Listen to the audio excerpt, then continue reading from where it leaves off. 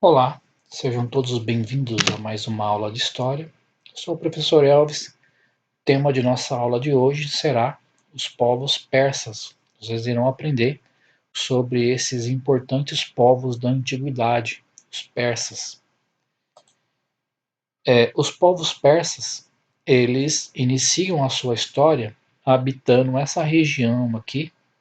Você pode observar aí no mapa, né, que é o Planalto Iraniano, onde hoje se estabeleceu ali o Irã.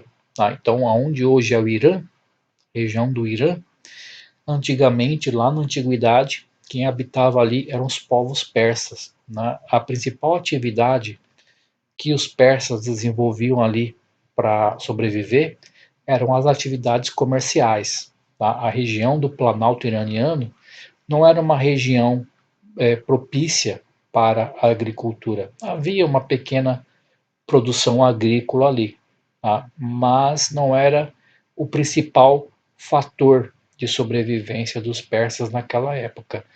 Então, por isso, os persas eles se dedicavam muito às atividades comerciais, né, com a produção de artesanatos, né, e eles vendiam e compravam produtos. Tá? Então, era a principal fonte de renda dos persas ali. E os povos persas, naquele momento, eles também começam a história deles sendo dominados pelos povos medos. Né? Os povos medos eram povos que vinham de outras regiões ali e eles invadem aquela região onde habitavam os persas e eles dominam o povo persa. O povo persa vira meio que um escravo desses povos aí. Tá? E isso acontece até que aparece um líder persa chamado Ciro, né? E o Ciro ele consegue se tornar forte o suficiente para poder combater aqueles povos medos e derrotar esses povos. Né? Então, a partir daí, a partir da vitória do rei Ciro, né, o primeiro rei dos persas, então foi que os persas ali eles ganham a predominância naquela região.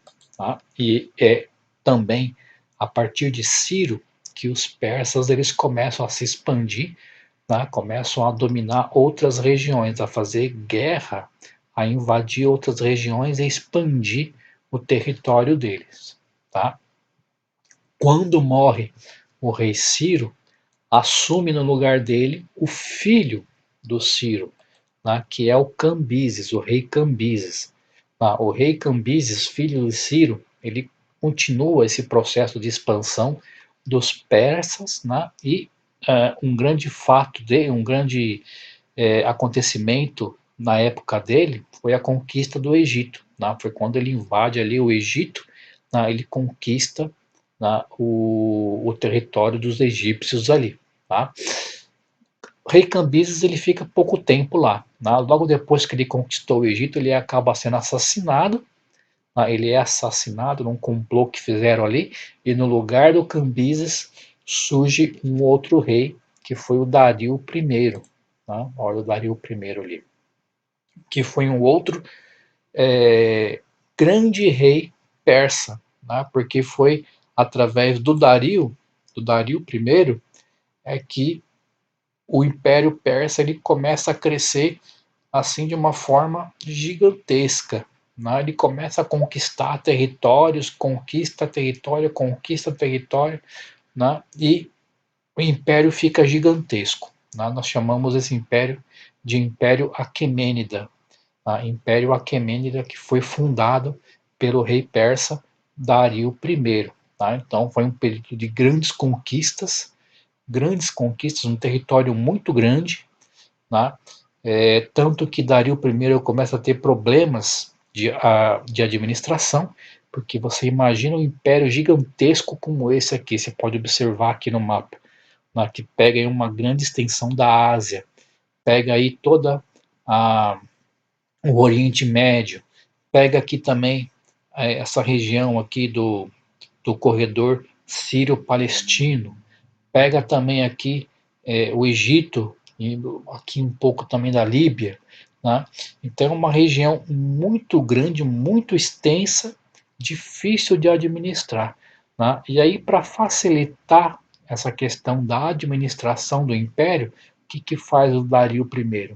Ele acaba dividindo o seu império em vários territórios, né, que ele chama de satrápia. O que é uma satrápia? Nada mais é do que pequenos territórios que ele vai criando, que ele vai dividindo, né, para facilitar a administração do império. Para você entender direitinho o que é uma satrápia, basta você lembrar do Brasil. O Brasil, né, nosso país, você tem o território brasileiro ali dividido em vários estados. Né? Então a satrápia é como se fossem os estados. Né? E cada satrápia, ele colocou ali um governante. Né? Cada satrápia era administrado, era governado, né, por um sátrapa. Sátrapa era um governante da satrápia. Tá? O sátrapa era uma pessoa que cuidava lá, que ajudava o rei. Tá? E cada sátrapa tinha que prestar contas ao Dário I, certo? E outra coisa também interessante sobre os persas é a questão cultural. Tá? Hoje em dia, na atualidade, você pode ainda perceber muita influência dos povos persas. Existe muita da cultura persa até hoje nos nossos dias. Né? Para você ter uma ideia, um dos primeiros povos a utilizar a moeda foram os povos persas. Né? O rei Dário, ele criou o primeiro tipo de moeda ali a circular no mundo, justamente para facilitar a questão do comércio, né? Porque os persas, eles viviam muito de comércio. Então, para facilitar a questão do comércio, ele criou o primeiro tipo de moeda, que era o dárico. Tá? Você pode observar aqui um exemplo de moeda daquela época dos persas. Né? Isso aqui foi descoberto por arqueólogos. Você vê aqui cunhado aqui a imagem do rei, né? E outras informações ali. Tá? Então, eles usavam para poder fazer o comércio, tá? Naquela época ali no Império Persa. Okay? Até hoje a gente usa moeda. Né? É uma coisa do nosso dia a dia. Tá? Então, isso começou aonde? Começou lá no Império Persa. Tá? Outra coisa que os persas legaram para nós foi os correios. Né? Então, como que as mensagens eram passadas de uma satrápia para outra, né? Passava através dos correios, né? Que naquela época era cavalo. Então, o mensageiro cruzava o império através da estrada real, né? Para poder levar as mensagens do rei para onde precisava chegar. Né? Então, até hoje, a gente usa esse sistema de correios, né? Essa ideia dos persas, dos correios, né, para poder passar mensagem, levar objetos, né? Hoje não se usa mais cavalo para isso, né? Tem outras formas, ok? Mas a ideia, né, surgiu lá com os persas, tá?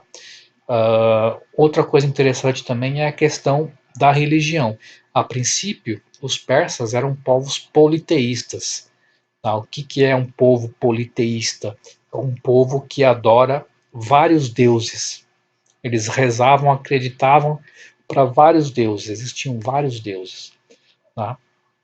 E foi assim durante muito tempo, até que surgiu, depois de muito tempo, surgiu um outro tipo de religião. Apareceu um religioso lá chamado Zoroastro, ou Zaratustra, né? E ele começou a ensinar um outro tipo de religião, uma religião monoteísta, que tinha um Deus só. Tá? E essa religião chamava-se Zoroastrismo, tá? Ficou conhecida como Zoroastrismo, por causa do fundador dela, que é o Zoroastro. Tá? Era uma religião monoteísta, então ele acreditava num Deus só. Tá? Um Deus chamado Ahura Mazda. Ahura Mazda é o Deus único do Zoroastrismo, certo? E foi uma religião ali que se expandiu rapidamente e se tornou a principal religião daquela época durante muito tempo, certo?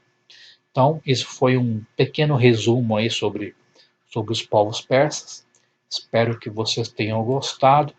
Muito obrigado, tá, pela sua atenção e a gente se vê na próxima oportunidade.